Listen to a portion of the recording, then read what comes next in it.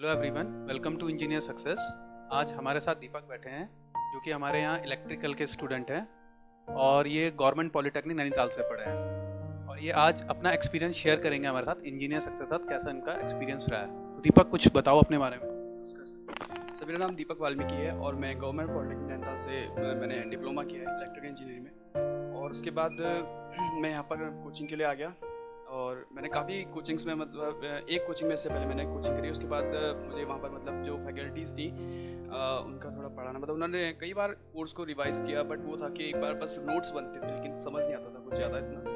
But उसके बाद हमने काफ़ी कोचिंग्स में मैंने और मेरे फ्रेंड ने ट्राई करा और फिर हम इंजीनियर सक्सेस में आए।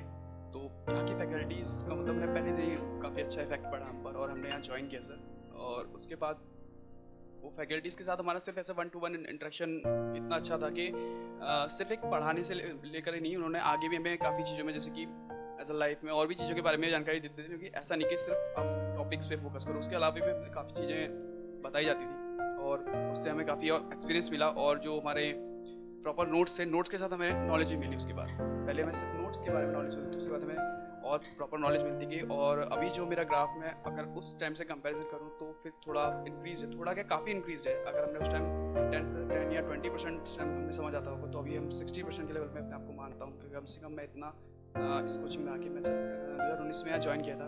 उसके बाद कुछ महीने कोचिंग के बाद सर कोरोना आ गया, उसके बाद फिर अब स्टार्ट हुआ। बट जितना भी एक्सपीरियंस मेरा इस कोचिंग के साथ रहा है सर, उसमें मुझे ये लगता है कि यहाँ पर स्टूडेंट्स के साथ जो यहाँ की फैकल्टीज़ का और स्टाफ का भी जो इंटरेक्शन है वो काफ़ी अच्छा रहता है। मतलब जो हमारे सर लोग हैं वो हमारे साथ काफ़ी अच्छे से बातें करते हैं और सही से हमें हर चीज़ को पॉइंट को क्लियर करते हैं। और सर जैसे कि हमें कोई भी फैकल्टीज़ वगैरह से कोई प्रॉब्लम है तो यहाँ सर मतलब, हाँ, बाकी जगह मैंने जहाँ भी मैंने पढ़ा वहाँ ऐसा होता था कि सर अगर जो टीचर्स आपको पढ़ाने आ गए तो वो आ गए, आप उनके लिए कुछ नहीं कह सकते। उनको जो आपको पढ़ाना है वो पढ़ाएंगे, या नहीं पढ़ाना नहीं पढ़ाएंगे, डाउट्स पूछने बताएंगे, नहीं बनाना तो नहीं बताएंगे। लेकिन यहाँ पर जो हमारा टीचर्स के बाद जो स्टाफ के साथ इंटरेक्शन होता है तो सर पूछते हैं हमसे कि मतलब कि तुमने कितना पढ़ा और क्या समझ आया आया या नहीं आया, वो सब चीज़ें क्लियर रहती हैं। और अगर हमें समझ नहीं आता तो सर फैकल्टी से बात करते हैं, जो भी करते हैं, मतलब उनका ये मोटो रहता है कि स्टूडेंट को मैक्स टू मैक्स समझ आए और मतलब उसका पैसा बर्बाद ना जाए। ये मेरे को लगा कि यहाँ के स्टाफ का फोकस रहता है और जो कि बहुत ही अच्छी बात है कि सर फीडबैक लेते हैं। लेकिन बाकी जगह फीडबैक की कोई आवश्यकता ही नहीं सोचते थे, मतलब वो एक बहुत गलत बात लगी सर मेरे को कि अगर आप स्टूडेंट को अपने कोचिंग में ला रहे हो तो आपका मोटो सिर्फ ये नहीं होना चाहिए पैसे लिए और उसके बाद सिर्फ टीचर रख दिया है, समझ आ रहा नहीं आ रहा, स्टूडेंट से कोई वार्तालाप नहीं। लेकिन यहाँ पर ये चीज़ बेस्ट है कि आप फीडबैक लेते हो और उस फीडबैक पे रिस्पॉन्स भी करते हैं, सिर्फ फीडबैक लिए छोड़ भी नहीं देते, उस पर रिस्पॉन्स भी करते हैं। एक बहुत ही बेहतरीन बात मुझे यहाँ पर लगी और इसीलिए मैं अब तक इस कोचिंग में हूँ और काफ़ी मतलब लेवल भी अब हो रहा है और धीरे धीरे मतलब काफ़ी चीज़ें समझ भी आ रही हैं, जो कि मुझे बेस्ट लगा।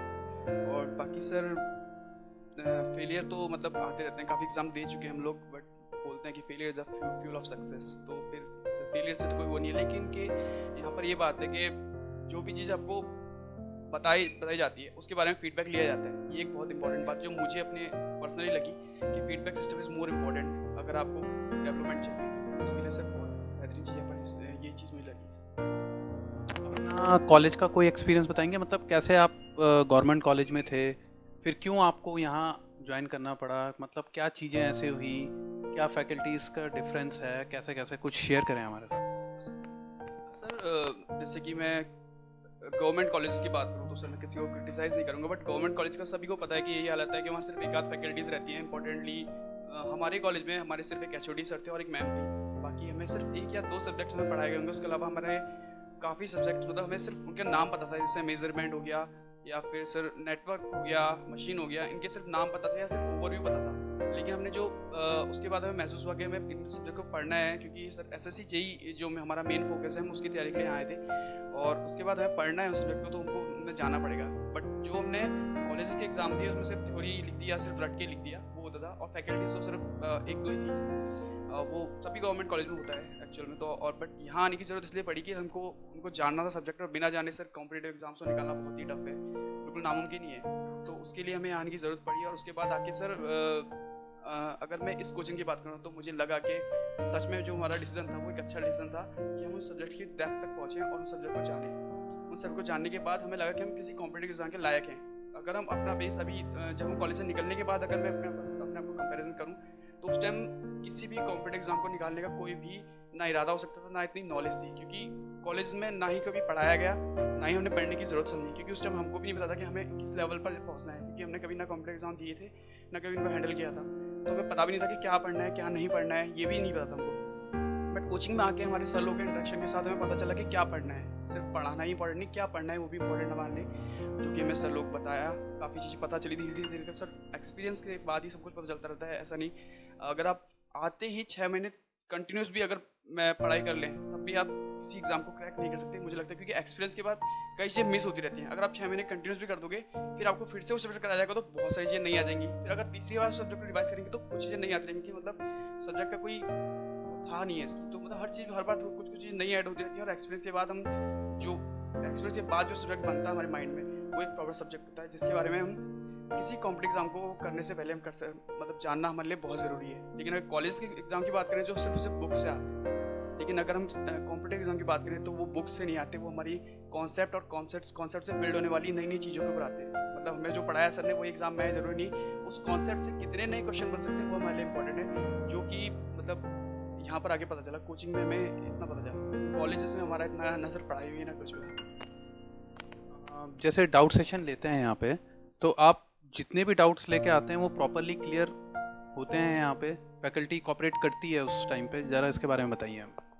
सर जो हमारे पहले यहाँ पर फैकल्टीज़ थी जिनसे भी हमने इंटरेक्ट कर चुके हैं अब तक, उन्होंने हमारे लगभग 100% डाउट सॉल्व करने की कोशिश की है। ऐसा नहीं करूँगा कि 100% सॉल्व हो गया, लेकिन 1-2% हर तरफ से हमें या तो हमें समझ नहीं आया, लेकिन 98% जो डाउट्स हैं वो हमारे सॉल्व हुए हैं, ऐसा मुझे लगता है। मतलब कि अब अगर हम बुक खोलते हैं तो वो लगता है कि हाँ यार ये चीज़ पढ़ी हुई है या ये चीज़ समझ में आ रही है, लेकिन अगर कुछ टाइम पहले अगर इस कोचिंग से पहले मैं वो बुक खोलता था तो मुझे काफ़ी चीज़ें लगती थी कि यार मतलब कॉन्फिडेंस नहीं आता था देख के कि यार ये मैंने पढ़ा भी है या नहीं पढ़ा है। मतलब अब अगर हम अपनी बुक की बात करें तो बुक को खोल के हर टॉपिक से हमें लगता है कि हाँ ये चीज़ पढ़ी हुई है, अगर मुझे नहीं भी आती है तो मैं इसे हैंडल कर सकता हूँ। लेकिन जो डाउट्स वगैरह हैं वो यहाँ की फैकल्टीज़ ने हमारे पूरी तरह क्लियर करने की कोशिश की है और उसमें वो सक्सेस भी हुए हैं। और जैसे हर एक सब्जेक्ट में एक अलग अलग फैकल्टी से आप इंटरेक्ट करते हैं, तो उसका एक्सपीरियंस कैसा है आपका? सर इंटरेक्ट करने की तो काफ़ी बेहतरीन इंटरेक्शन है फैकल्टीज़ के साथ साथ। मैं स्टाफ के बारे में कहूँ, स्टाफ से भी बहुत अच्छा इंटरेक्शन है। जो हमारे सर लोग हैं हमसे फीडबैक लेते हैं, वो चीज़ इंपॉर्टेंट है। और फैकल्टी के साथ तो हमारा इंटरेक्शन अच्छा होता ही होता है। मतलब अगर हम डाउट्स पूछते हैं या फिर और भी चीज़ें पूछते हैं, मतलब किसी भी सेक्टर, उसके लिए हमें पूरा क्लियरेंस दिया जाता है यहाँ पर, मतलब हर सेक्टर। और जैसे फैकल्टी से समझ में नहीं आता, आप चेंज के लिए बोलते हैं, तो फिर मैनेजमेंट कैसा रिएक्शन देता है उसमें? सर मैनेजमेंट का रिएक्शन बहुत ही अच्छा होता है यहाँ पर, मतलब हमारी हर बात को सुना जाता है। और सर अगर उसी टाइम नहीं भी कर सकते तो हमें आश्वासन देते हैं कि अभी कुछ दिन मतलब इतना बताते हैं कि हाँ हो जाएगा, अगर तुम्हें समझ नहीं आ रहा हो तो हम तुम पर किसी भी चीज़ को थोपना नहीं चाहते। वो हमें बताते हैं कि सर इतने टाइम बाद ये हो जाएगा ये हो जाएगा, मतलब वो उनका मोटो यही रहता है कि हमें समझ आए, उनका मोटो यही रहता है कि हमारा कोर्स पूरा हो। ये एक बहुत अच्छी चीज़ है सर। चलिए दीपक, गुड लक आपके लिए SSC JEE अक्टूबर में जो आप प्री देंगे उसके लिए गुड लक।